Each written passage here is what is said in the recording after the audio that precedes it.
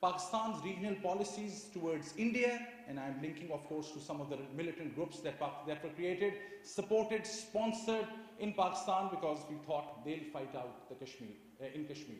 And Pakistan's support for, at some stages, for Taliban in Afghanistan, some of the militant groups. That is the third pillar of what causes this crisis. Because the people who are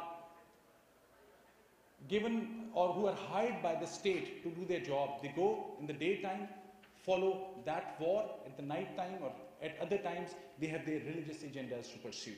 And that creates a different kind of extremism trends. And the last cause of this religious radicalization is poor law enforcement infrastructure. Many countries face religious extremism of one type or the other, but their law enforcement and police institutions are capable to monitor, do the surveillance, go and get those people, brought them in front of the courts and get them into prisons. Unless Pakistan would invest in law enforcement, you'll find these religious radicals, which are very few in number. No one is arguing that they are even in single digits, I would argue. Maybe 5, 6, 7% who are ready to take up arms. We're not talking about those who are sympathizing. Those who are ready to take up arms. So these were the 4 points I thought in the initial time I'll just mention. And in the last about 30 seconds or so, that's easy for me to tell how to change things. We have to tackle these 4 causes. So the response for illiteracy is education.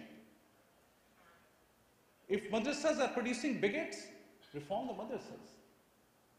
And if Pakistan is too much focused on regional politics, focus on domestic issues. And last but not the least, if there is a failing infrastructure, focus more on criminal justice system. Invest more in training judges rather than in training soldiers. I'm done with my 5 minutes. Thank you very much.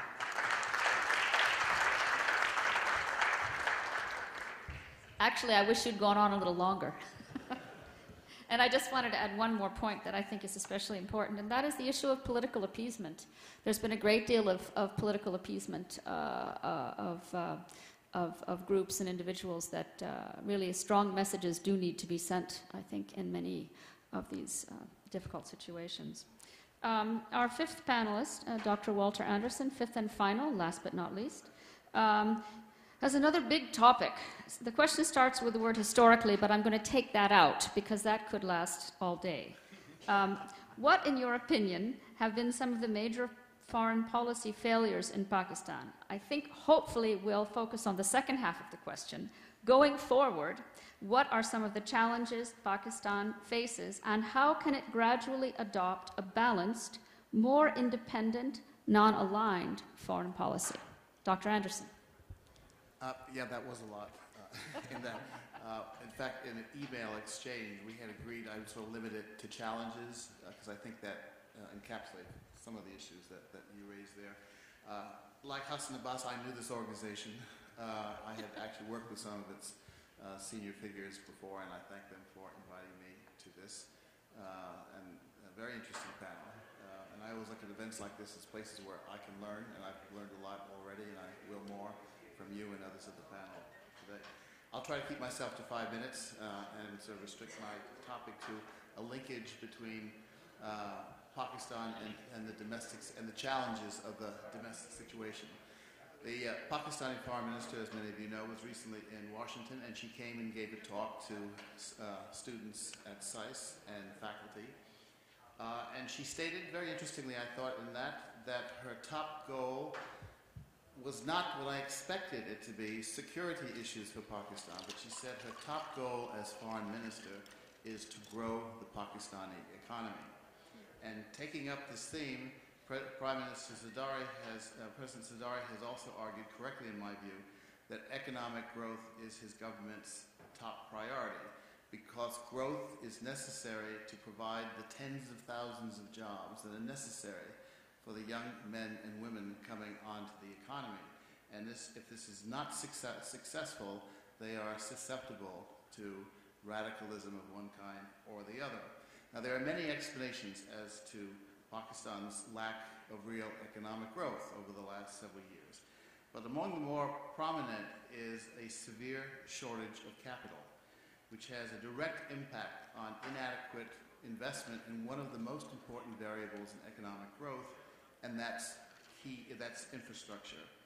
And not only is there less Pakistani money going into infrastructure investment, there's also much less foreign direct investment. I was really amazed when I saw some statistics about that. At the aggregate level, foreign direct investment in Pakistan has dropped from $5.5 billion in 2007 to about $1.2 billion last year. That's a dramatic drop, and obviously there's something happening that led to that dramatic drop. As to infrastructure needs, the Planning Commission of Pakistan reports that the peak power demand during fiscal 2011 and 12 was 21,000 megawatts. But the current supply is only 16,000 megawatts, a shortage of about 5,000 megawatts. And the gap is growing with the lack of investment. In fact, there's been remarkably little investment in Pakistan in the last several years in critical infrastructure. Similarly, low levels of investment of irrigation and water control have resulted, as you all know, from in periodic and devastating floods in the country and overuse of the groundwater in Pakistan. So let's start with the neighbors, because in many ways the neighbors are critical, as the Foreign Minister in her speech noted, in Pakistan's economic growth. Now, why is India, to start with India, so important to the economy of Pakistan? Water and power are both in short supply in Pakistan, and the country cannot grow until a much better job is done in managing water resources in a more effective fashion, and there's a significant increase in power generation. Both of these problems require a cooperative relationship with India because of the symbiotic water linkages between the two countries. A good place to start in working with India might be the joint development of the divided state of Kashmir, through which flow the major rivers into Pakistan and provide a source of irrigation and power.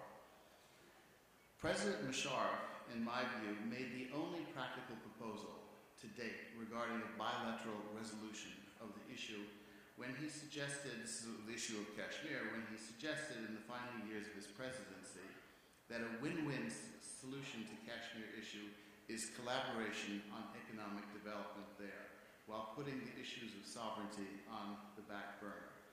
This is a daring proposition, and it requires strong leadership to push this through, and unfortunately there is not strong leadership in either Pakistan or India at the current time, but I don't see any other realistic solution to reducing the tensions, particularly as they relate to Kashmir.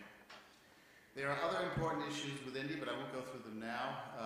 Among those, let me just say briefly that Pakistan is energy short, and India is the recipient of energy for gas if the pipelines from the Central Asian republics and from Iran are ever going to be built. India is also a potential source of investment and currently is capital rich. It also has a huge market 10 times the size of Pakistan's for its products. Let me take Afghanistan, which is very important for Pakistan's security, but it's also important for economic reasons. Trade with the Central Asian republics have to go through Afghanistan, and to a certain extent, trade with Iran goes through Afghanistan as well.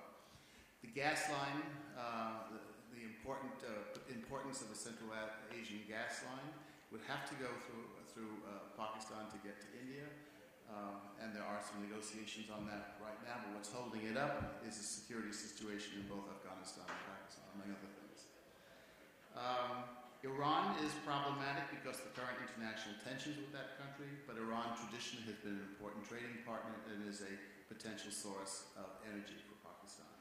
The U.S. is another actor. In fact, in some ways, the U.S. is a regional actor in the area, and we will almost certainly be involved in some way after 2014.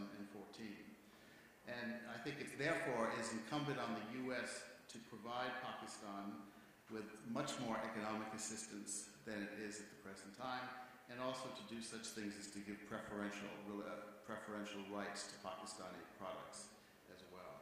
I think the U.S. probably also needs to get involved in the resolution of the disputes more than it has at the present time. Now, a common challenge, and this is sort of linking to the domestic situation, in exploring the relations with all these countries is cross-border activities of radical organizations in Pakistan. It makes India, especially since the November 2000 events in Mumbai, reluctant to negotiate key issues such as water, the pipelines, or Kashmir. I think there are 4 reasons for the inadequate response of Pakistan to the issue of radical groups within the country. One is operational, one is structural, one is political, and the third and the last 4th is perceptual. Operationally, the government's main counter-terrorism arm is the ISI, and it has been very selective in which groups it targets. Structurally, many radical groups and individuals slip through the cracks because the police are insufficiently armed and trained to handle them in an effective manner. I think this is one area, particularly where the U.S. can offer some support. The political response to these organizations is often weak because many of these groups, like the NED, are popular.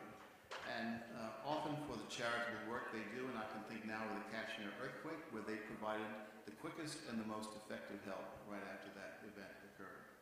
And perceptually, popular reluctance to push for action to contain the violence in many cases is sometimes due to the widespread view that the violence is committed by such groups is in fact the isolated actions of individuals paid for by India or the U.S.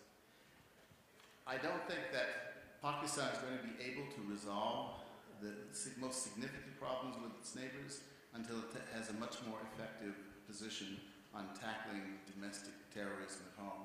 And the Foreign Minister's fond wish in her speech, both started with it and ended with it, that foreign policy of Pakistan needed to be focused on things that would grow the economy will not be successful until this happens.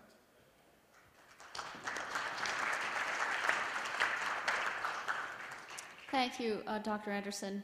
I just wanted to add very quickly that when I was visiting the areas in southern Punjab and Sindh, which had been flooded during those horrible floods, the NED and Jamaat Islami were everywhere giving out aid. And there was very little sign of international aid, and much of the state aid was hard to come by, obviously, with the exception of the army. So that problem still persists in terms of the perception of charitability. We're going to have a question and answer session now. I'm going to have to leave after about 15 or 20